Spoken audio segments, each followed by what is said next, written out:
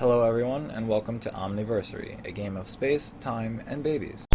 Omniversery is a 3D third-person Android game where players play as a supercomputer in a space nursery building babies for odd parents in the form of an assembly line. The game screen contains and displays all the game's mechanics. On the top you can see the parents with their genetic and happiness meters, as well as the score and time being tracked. In the middle of the screen is where players will choose the best combination of parts for each baby. The bottom section is where players will monitor and use the robotic arms to assemble the babies and access the toolbox. Each of the parents will come with their own personal genetic meters that show the players which of the parents' look is more important. If the mother has a higher genetic meter, then the player should focus on parts best suited to her look. Through the combination of parts based on this information, the happiness meter of both parents will raise or lower depending on the player's choices. The baby creation process is controlled by tapping the arrows on either side of each body part and touching and dragging the part to the body. The color applicator will allow players to apply a color to body parts by tapping the color and then tapping the part. The cycle system of the body parts will include all the parts available to the player. This allows the player to become more comfortable with the game so they can make the best combinations possible. There is also a next button so that if the player has not run out of time, they can move on to the next baby. Here's where players will monitor the statuses of the robotic arm. There are 3 status effects for the arms. Oil keeps the machine running smoothly. When it runs out, the arms add parts to the baby at a slower rate.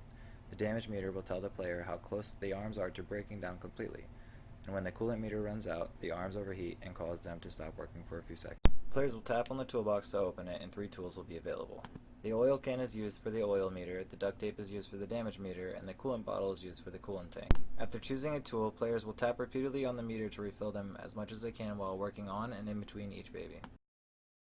If the player taps the menu button, the game will go into a pause state and the new window will pop up on the screen. Here players will be able to quit the game, check the leaderboard, and resume the game when ready. The game will not be visible through this menu. The leaderboard will only be on a local scale and record the top 10 players' information on single devices.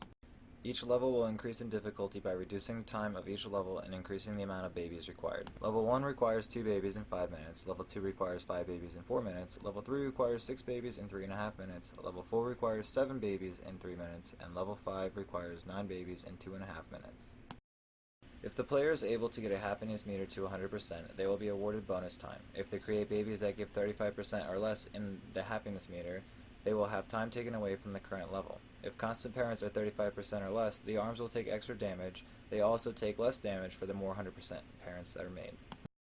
The only risk I see in this game as a capstone project would be the parent genetic combinations, where getting the right balance of parents could take time with a possible amount of how many parents will be required to design, and the art and animations of the game, where students may not be the best artists. I see this game being based around basic shapes and character designs so the parents read easily to the player's eyes. Thank you all for watching, and I hope you enjoyed my game pitch.